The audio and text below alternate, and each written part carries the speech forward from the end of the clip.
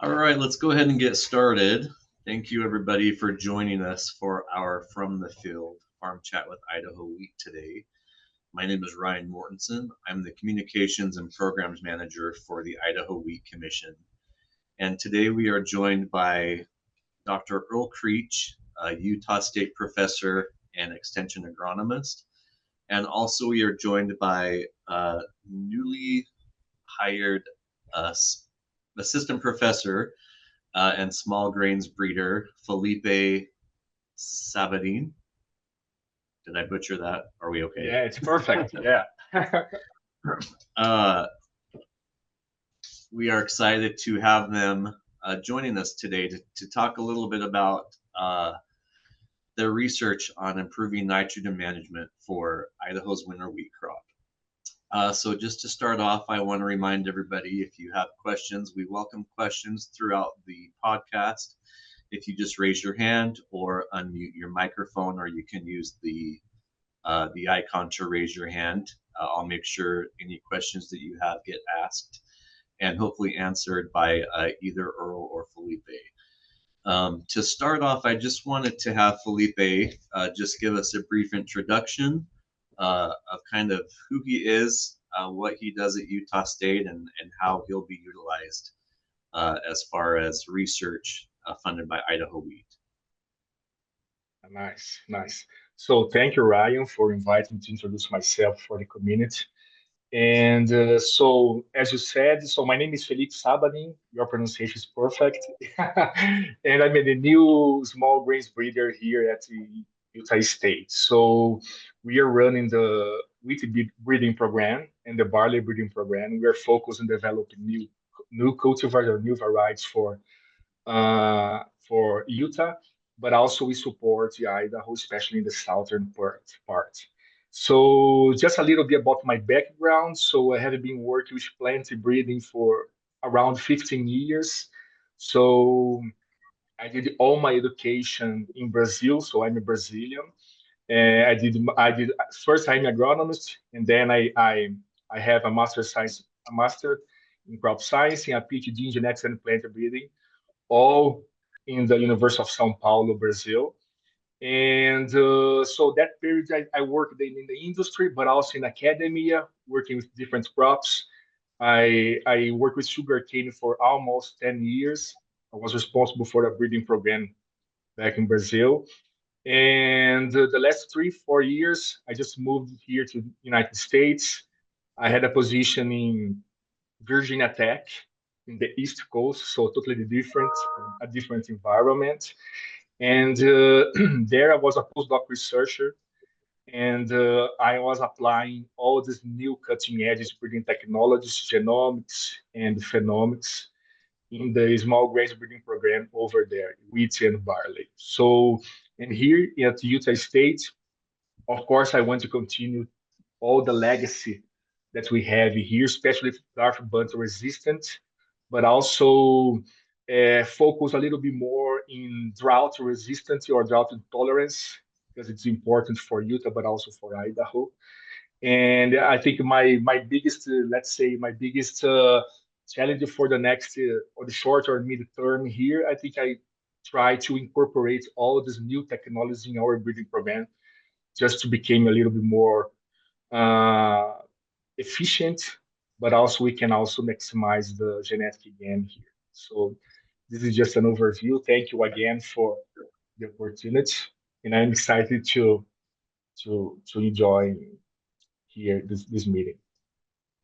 Yeah, we appreciate it. Thank you, Felipe, and welcome. We're excited to have you working on behalf of our farmers. So appreciate Thank you you. being here. So Earl, if we can get to you, if you'd also want to just give our listeners just a brief background of who you are and what you do at Utah State as well. Yeah, so my name's Earl Creech. I'm the extension agronomist at Utah State. I've been here for, 14, 15 years now, and I deal with all of the crops of Utah, from the small grains to the forages to pastures and oil seeds, just whatever anybody grows here. I try to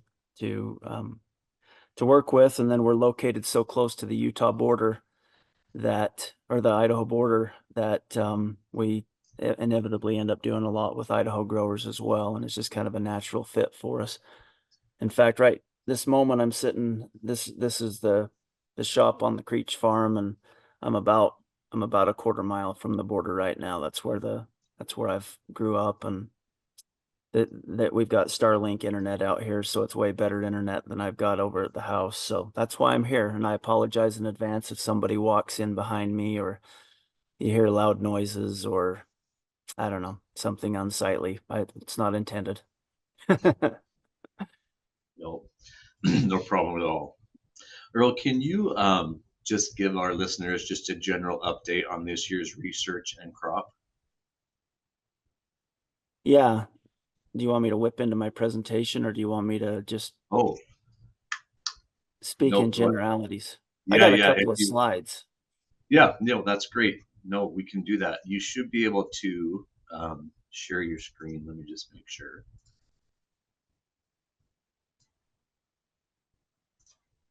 Okay, yeah, you should be good to go. But I'm flexible, Ryan. I can do whatever works best.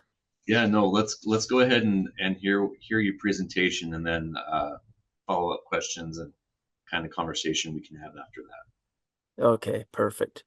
So let me go ahead and share my screen, which will be, oh shoot, this. Although I need to put it in presentation mode. Is it in presentation mode, or no, it's not? There Sorry. we go. Let me Nope, try that's that okay. again. Sure.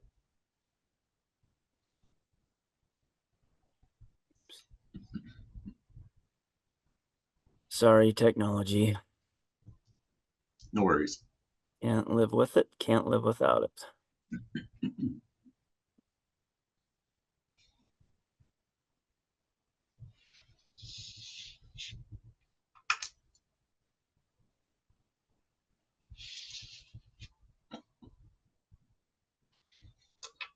Never mind. Maybe I'm going to be winging it.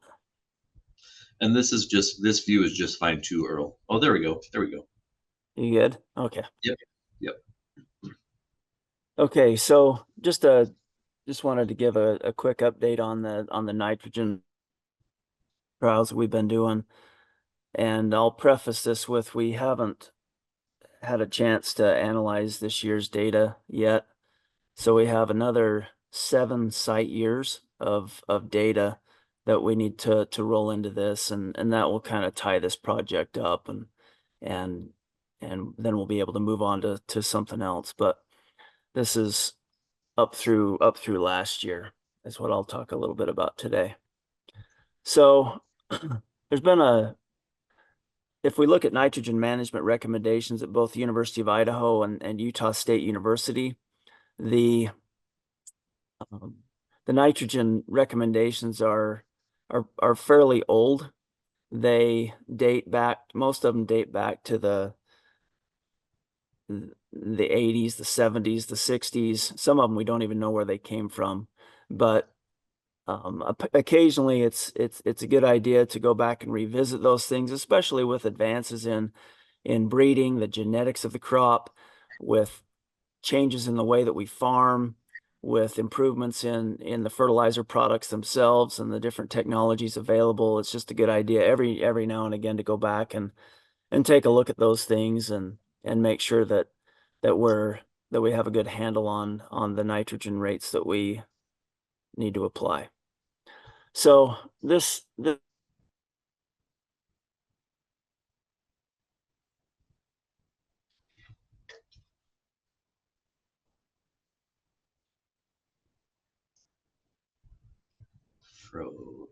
Can you hear me, Earl? Oh, there we go. oh, sorry. You just froze for a second, but we're back. Okay, that's possible. But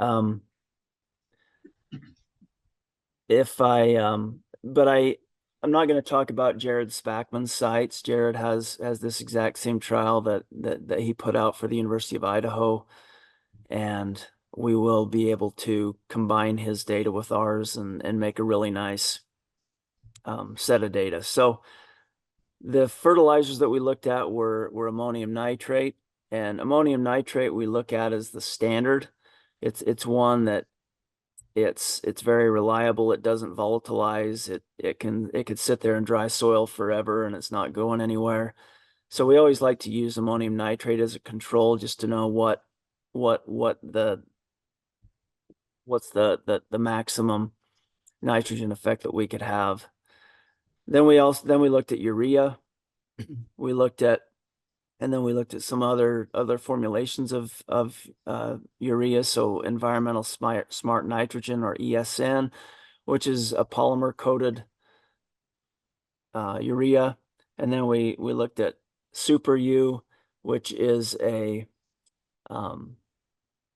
it's a stabilized product against both denitrification and leaching. And then we looked at one miracle product, BioEnsure and BioTango, and this was applied at a rate of 1 ounce per 10 acres, believe it or not. And the application rate, so we set our nitrogen rates based on our high was 50 pounds to the acre. At least that's our standard. What most of the growers were applying was somewhere around in that area. So we kind of set that as our baseline, and then we went less than that because that's typically what people are looking at when nitrogen prices are high, and you're looking to get the most bang for your buck is cutting rates. We also did some higher rates, but we won't be talking about those today. The timings, we looked at fall or spring applications, and we did some splits where there was a 3-way of a third in the fall, a third in the early spring, and a third a little bit later, and then 2-way split of fall versus spring, and just wanted to throw these out there and see how they would perform over years and over multiple locations.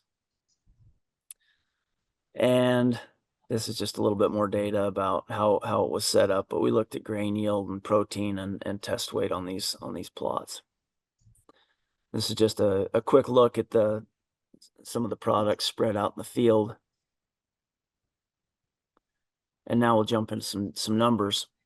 And so this is yield data, and we're not going to get too deep into this because but I wanted to show you the general trend, and that is there's not a whole lot of, if you see on the left side, you see the untreated check where none was applied, and then and then everything else is just kind of jumbled up, and there are some there might be some differences in certain things, but there's not a whole lot. And I think as I look at this, I would say it didn't really matter what product you applied. It didn't really matter when you applied it. But what matters is that you applied something. And it seemed to cause everything to yield more than the untreated check, but then to be equal to everything else. So we'll jump into just some of the specifics. Here is your this is at Preston, and you'll see that the BioTango, the biological didn't do anything at all at this location, and then you'll see your 25-pound rate. This is of urea, 25 pounds in the spring, 25 in the fall, 37 in the spring, 37 in the fall, and then 50 spring and 50 fall. There's really no difference whether you applied 25 or 50 or you put it down in the spring or the fall. Everything responded identically at this location in those particular years. And and then on the right side, this is some of the more advanced technologies, and it's a similar story. There's really no effective rate and type of fertilizer that's applied, and so there really wouldn't be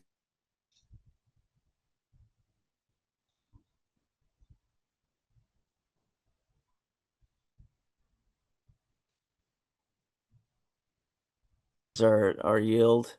in bushels per acre. The biological didn't go out at this site. But similar story. You see that everything improved the yield over the untreated check, but nothing was better than anything else, regardless of the product or timing or rate. This is Rockland, and similar story here, except we did see a response of the Bio Tango product at this location to where it was similar to the nitrogen treated plots, but there really were no differences in any of the treatments. Protein, this is at Preston, and you'll see that there was, if you look at that left-hand chart, you'll see that there was a improvement as the rates increased, with the 50 pounds, the 50 pound rate getting us the highest protein content as we would expect. And then on the right, you'll notice that we see a similar trend with the more advanced products. But once we hit the 50 pounds, that seemed to be when we would reach the highest protein. So this is Pocatello Valley, and there was no difference between spring or fall applied products, or whether you applied anything at all. The protein was the same. And then at Rockland, it was similar to what we saw at Preston, where the higher rates, the 50 pound rate, got us up into that 14% protein range, and where 25 was more like 12. But again, we didn't really see any improvements from those advanced products. It was simply the 50 pound rate tended to get us our highest protein, regardless of what formulation was applied. Test weight, this is at Preston. Not a whole lot of effect here. It seemed to trend that the higher the nitrogen rate, the lower the test weight, but not a whole lot going on there. Here's Rockland, and you see that a little bit more pronounced there, where the untreated check and the low rates of nitrogen actually had the highest test weight, and then it went down from there. And we would conclude everything. We would say that there really wasn't any improvement seen by split applications. In general, the lower rates were similar in yield to the high rates, but the high rates did have higher protein at a couple of the locations, and the lower application rates tended to increase the test weights just a little bit. So we still have a bunch of data to put together here before we're really ready to go out and stand behind it and say, hey, this is what we found. So we've got one more set of numbers to roll into this, and like I said, it'll be 7 additional site years.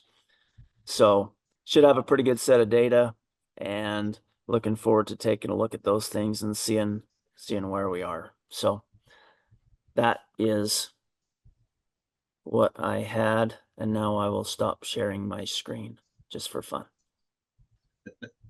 Okay, I'm back.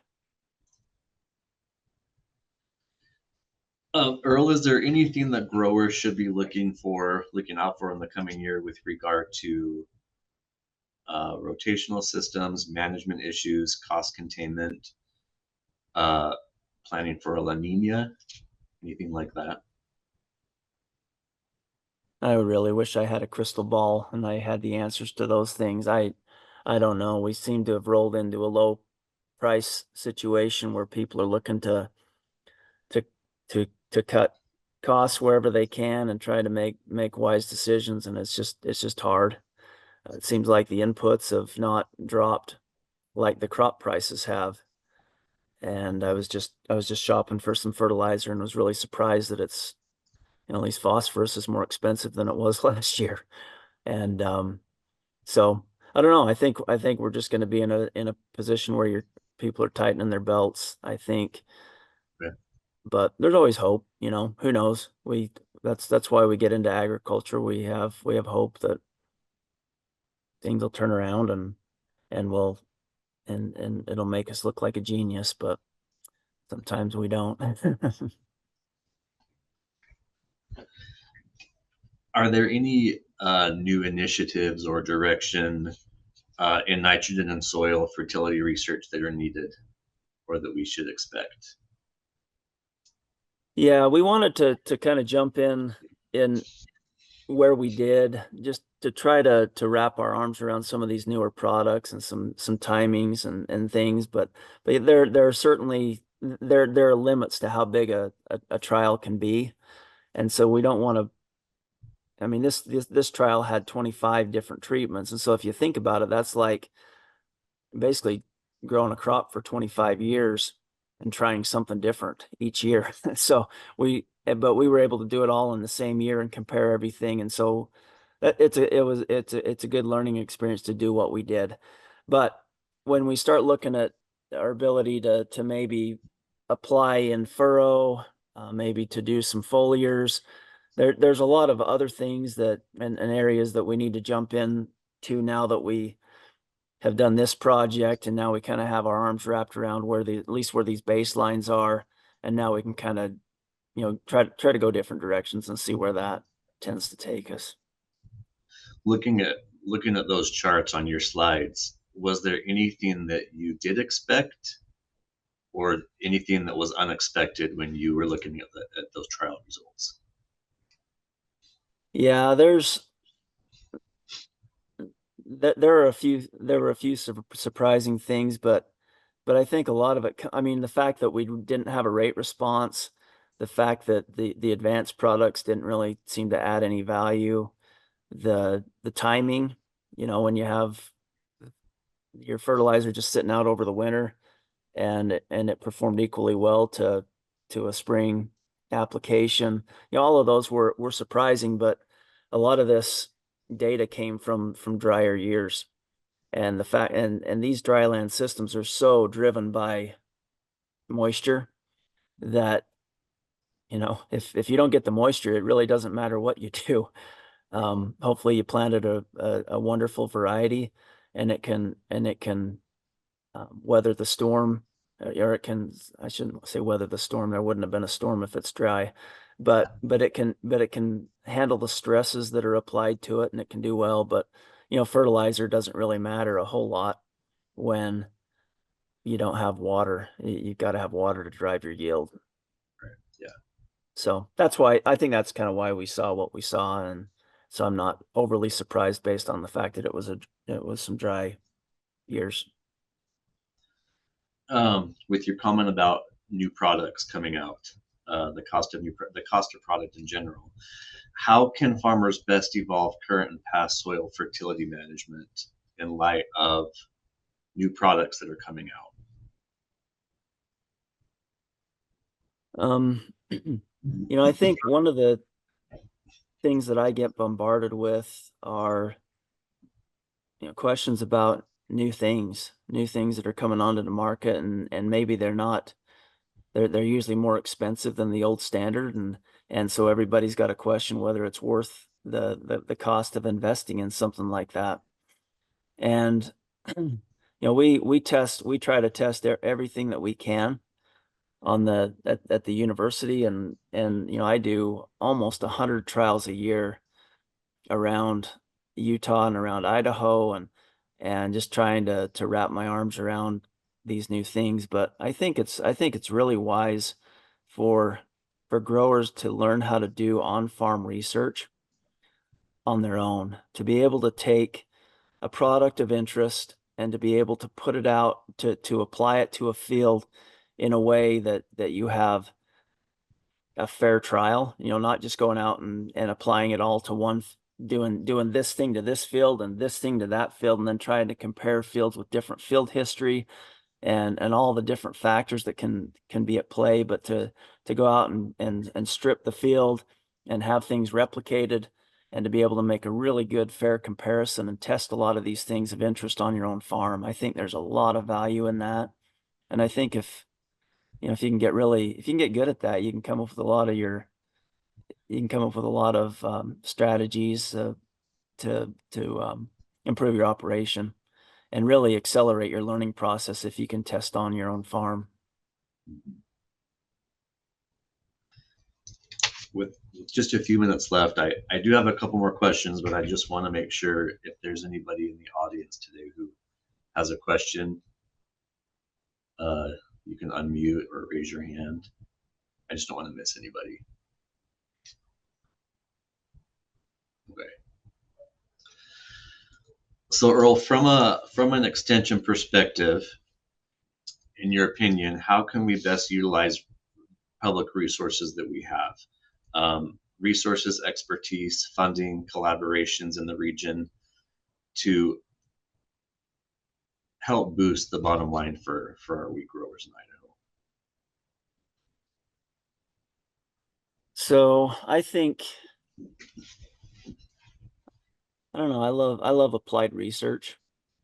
I like the research that where the questions are raised by growers, and then at the university we can take our expertise and our ability to test a whole bunch of things in a very accurate and precise, non-biased manner, and go out and test these things. And I think there's huge value in being able to do the applied and answer questions that the growers have, and that's what I get a kick out of. That's what I really like to do.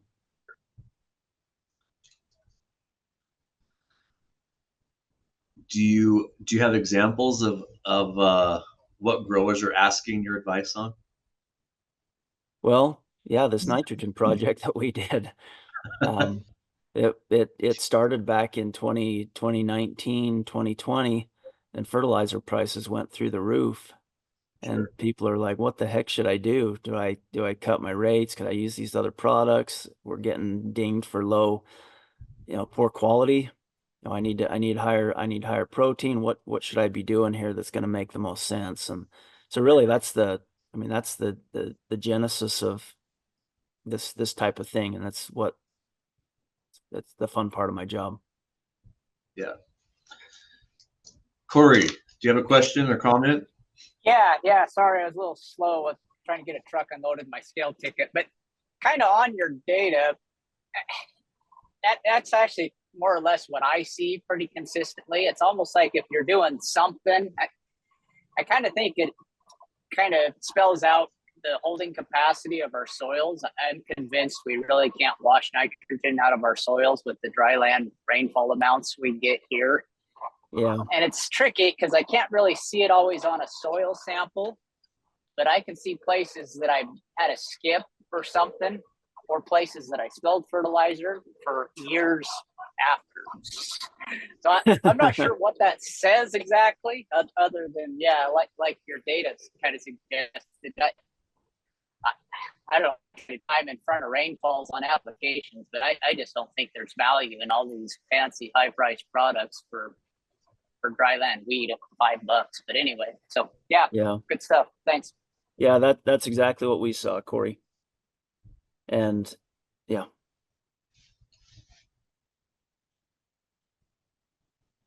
And drive safe out there.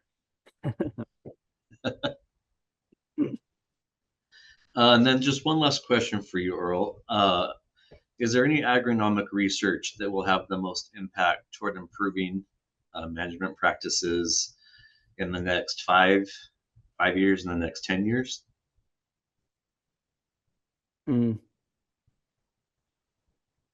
Yeah, I don't know. There's so many new things out there. From the genetics are constantly improving. You've got you got drones, you got this variable rate applications of everything. We're better able to place products. We're better able to plant. Everything is improving, and I imagine I don't know that there's gonna be anything that'll just totally blow our socks off, but I would imagine that just like we've seen over the past 50 and 100 years. It's just a slow, steady improvement where we're gonna be able to push yields higher. We're gonna be able to do a better job of growing things and taking care of the land and just everything that we do and hopefully keeping costs contained so that everybody can stay in business. But it's just gonna, I think it's just gonna see, I think we'll just see continued improvement in everything, and we'll be doing everything that we can at the university to help where we can to make that happen. Great information. Thank you, Earl. We appreciate everything you do on behalf of Idaho Wheat growers. And again, Felipe, welcome. We are excited to have you and appreciate the work that is being done on this specific topic. So again, thank you for your time and joining us today. Hey, I'd like to ask one question if I could. Is it Randy? Yes. Yeah, Randy, go ahead. Hey, Earl, this is Randy Grover. Have you ever done an analysis, cost analysis on different fertilizers and the return to the farmer? Yeah, we have, but not for this particular project yet, but we will do it before this is, once we have all the data, we'll sit down and crunch all the numbers and be able to put some value to everything. Okay, that'd be good to know. Yeah, definitely. Thanks. Definitely. Yep. Thanks, Randy. Yep. Thank you. We will post this podcast to our social media as well as our YouTube and podcast channel. So feel free to share this with friends, rewatch, whatever works. And we'll be in touch with you for our next From the Field Farm Chat. Thanks so much again for joining us, and we will see you next time. Thank you.